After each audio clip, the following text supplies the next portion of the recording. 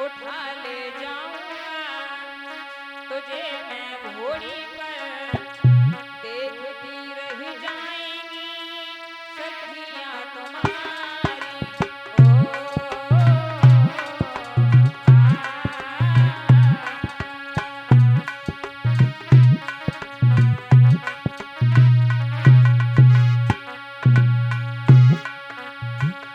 उठा ले जाऊंगा तुझे मैं घोड़ी पर, देखती रह जाएंगी सखियां तुम्हारी।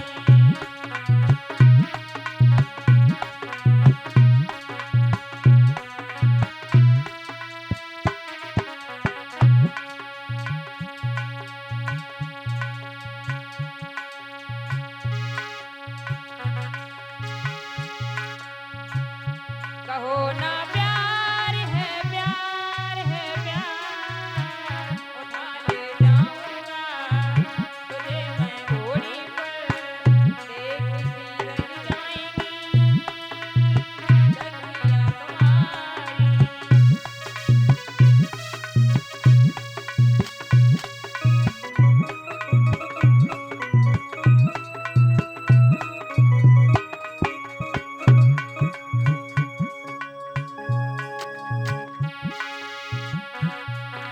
और बोला है सुनो, घोड़ी पर बैठा करके तुझे घर ले जाऊंगा।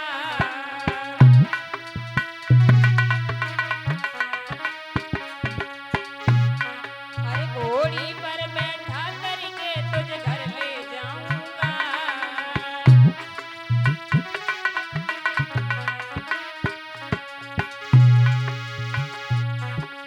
विधि विधान के द्वारा मैं शादी रचाऊंगा।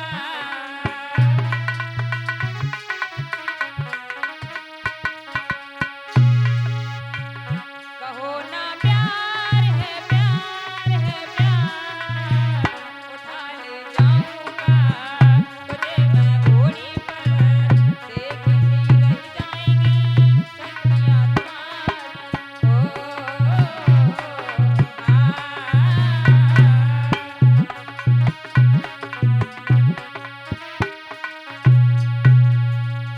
आज वो राक्षस कहने लगा है सैका, मैं तुम्हें इस घोड़ी पर बैठा करके अपने घर पर ले जाऊंगा। सैका कहने लगी है, अरे नालायक, तू सोचता है कि मैं तेरे साथ में विवाह कर लूंगी? ऐसे नहीं, मेरा भैया कितना बड़ा बलवान है, तुम्हें मेरे भैया के बारे में कुछ नहीं पता है। तो महाराज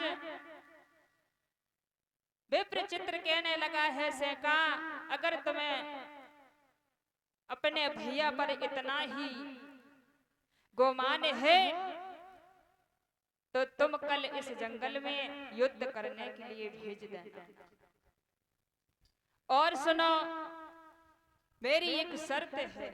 बोली क्या? कि तुम्हारे भैया ने अगर मुझे परास्त कर दिया तो मेरा सारा राजपाट तुम्हारे भाई का हो जाएगा, और अगर मैंने तुम्हारे भाई को परास्त कर दिया तो मैं तुम्हारे साथ में विवाह कर लूंगा। सैका कहने लगी है, मुझे ये शर्त मंजूर है। आज महाराज सैका वासी अपने घर पे आई और अपने भैया हिरण्यकश्यप के पास में आकर के कहने लगी है, भैया मैं तेरी कुश्ती एक बलवान से तय करके आई हूं, और भैया सुनो, उस राक्षस ने एक शर्त रखी है कि अगर तुझे परास्त कर दिया तो वो तेरी बहन के साथ में विवाह कर लेगा, और अगर तुमने उसे परास्त कर दिया तो उसका सारा राजपाट तुम्हारा हो जाएगा। हिरण्यकश्यप कहने लगा है सैका, अभी तुम जाओ, जब सुबह होगा तब देखेंगे। महाराज जैसे ही सुबह हुई, तो शैका अपने भैया हिरण्यकश्यप को लेकर के जंगल में पहुंची। तो उसी समय घोड़ी पर सवार होकर के विप्रचित्र भी आ रहा था। आ गया उस जंगल में और दोनों ही लोगों में घमासान युद्ध होने लगा। महाराज, घमासान जब युद्ध हुआ है, कभी विप्रचित्र नीचे तो कभी हिरण्यकश्यप ऊपर, कभी हिरण्यकश्यप नीचे तो कभी विप्रचित्र ऊपर। दोनों लोगों में युद्ध हो रहा है। अंत में हुआ ये कि विप्रचित्र ने उस हिरण्यकश्यप को परास्त कर दिया। महाराज, जब युद्ध में हिरण्यकश्यप हार गया तो उसकी बहन सहिका के साथ में विप्रचित्र ने विवाह कर लिया। इधर महाराज, जैसे ही हिरण्यकश्यप ने देखा है कि उस राक्षस ने उसकी बहन को उससे छीन करके ले गया, तो हिरण्यकश्यप मन में विचार करने लगा कि मैं अब पूरी तरह से बेहीन हो गई। मेरा एक भाई था, उसका भी वध हो गया। मेरी ये बहन थी, मुझसे ये नालायक छीन करके ले गया। अब मुझे क्या करना चाहिए? हिरण्यकश्यप वहां से चला, अपने मंत्री के पास में आया और कहने लगा है कि मंत्री, मुझे कोई अकल बताइए जिससे कि मैं देवताओं पर विजय प्राप्त कर सकूं। मंत्री कहने लगा है, महाराज, तुम्हें वन में जाकर के तपस्या करनी चाहिए।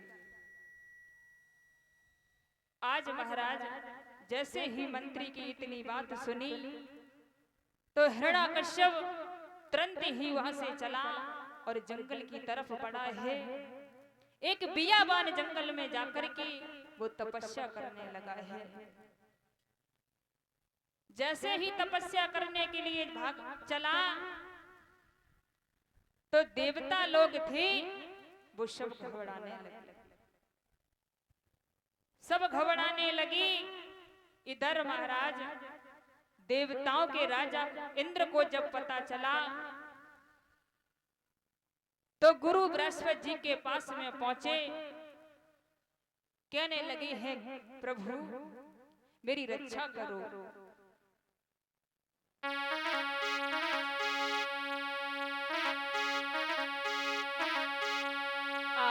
देव गए घबराए, गुरु बृहस्पति बुलवाए।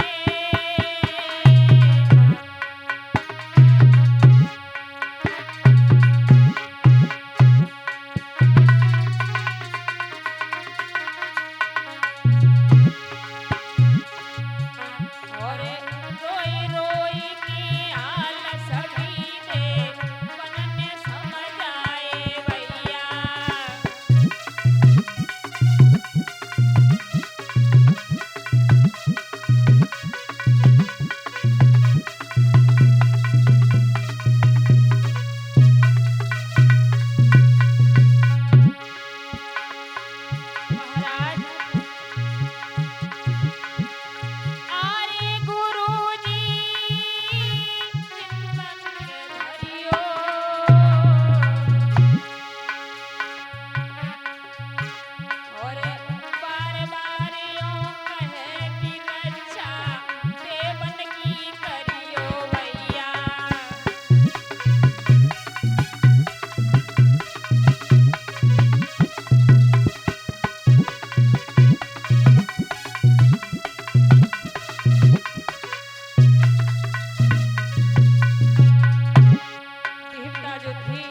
रो करके कहने लगे हैं, प्रभु मेरी रक्षा करिए।